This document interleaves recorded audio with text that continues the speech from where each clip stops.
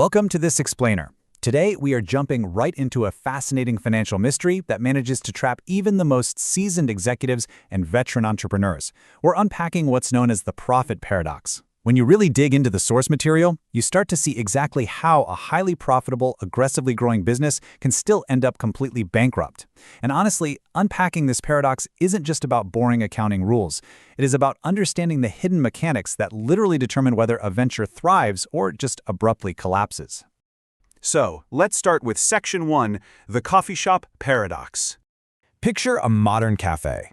The line is out the door, the espresso machine is running non-stop, and the business is pulling in a massive $50,000 in revenue every single month. If you're looking at standard industry margins, this looks like an absolute slam dunk, right? The marketing is working, the product market fit is clearly there, and by all traditional metrics, this operation is a resounding success. But here is the detail from the data that really stops you in your tracks. Just 6 months later, the doors are padlocked, bankrupt. It forces us to ask the obvious question. How does a $50,000 a month operation mathematically implode like that? When you have strong margins and endless demand, suddenly shutting down just feels like a glitch in the matrix. Which brings us to Section 2, revenue is not cash. It's actually remarkably easy to get lulled to sleep by the cognitive dissonance of standard accounting. Seeing a green line on a dashboard showing rising revenue feels like absolute safety. But when we unpack this, we see the fatal flaw the sources point out, mistaking theoretical profit for the actual spendable cash. Accrual accounting lets you record a sale the very second a customer commits, which totally inflates your confidence. But we have to decouple these concepts right now. Revenue is not cash, and that paper profit is entirely different from the liquid capital actually sitting in your checking account. Moving on to Section 3, business running out of oxygen. To figure out what actually killed our thriving cafe, you have to look way past the income statement and look at the raw velocity of the money. I'm talking about the exact timing of funds entering versus leaving the business. When you dig into the autopsies of failed high-growth ventures, the problem is rarely the total volume of sales. It is almost always an imbalance in this raw, unfiltered movement of funds over a specific timeline. Think of it this way.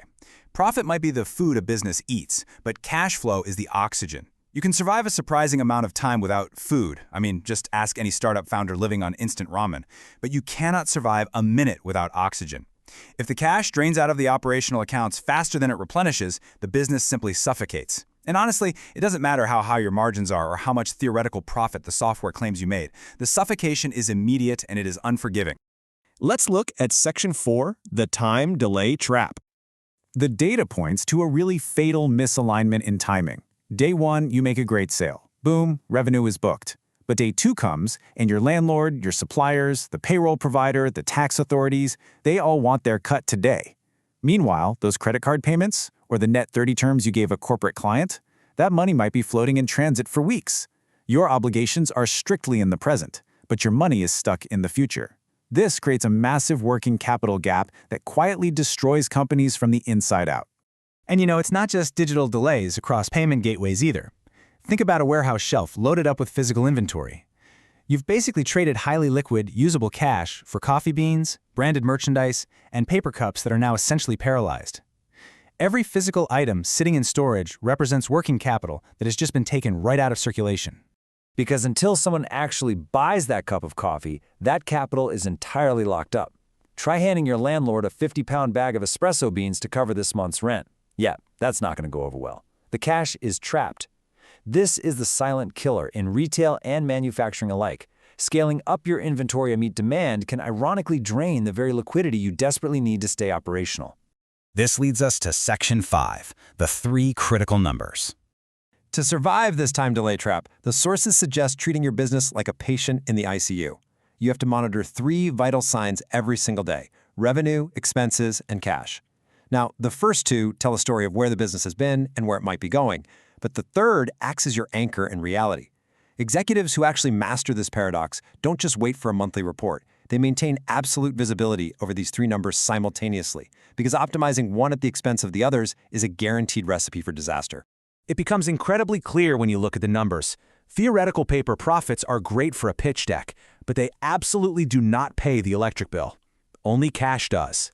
You can negotiate terms, you can restructure debt, you can even defer maintenance. But the very moment your actual cash balance hits zero, the game is over. Finally, Section 6, Mastering Your Cash Flow. So how do successful businesses actually avoid the coffee shop's fate? Well, it's not by blindly chasing higher volume. It requires actively managing the flow. That means aggressively tracking the cash coming in, strictly gating what goes out, accurately forecasting the horizon so you aren't ambushed by future bills, and padding the whole thing with emergency reserves for when the timing inevitably breaks. It's a total shift from playing offense by just driving sales to playing elite defense with your working capital. It really requires treating your capital as a dynamic flow rather than a static snapshot at the end of the month. You are constantly balancing the scale of your income against your outbound expenses to ensure that your liquidity never drops below the threshold needed to keep the doors open. It's all about engineering the timing so that the inflows reliably arrive before the outflows are demanded. Which brings us to a perfect summary from the text. Profit tells you if your business is successful. Cash flow tells you whether it survives. As we wrap up this explainer, it leaves us with a pretty provocative question to evaluate our own projects. Are you just building a business that looks successful on a dashboard, or are you building one that actually has the oxygen to survive?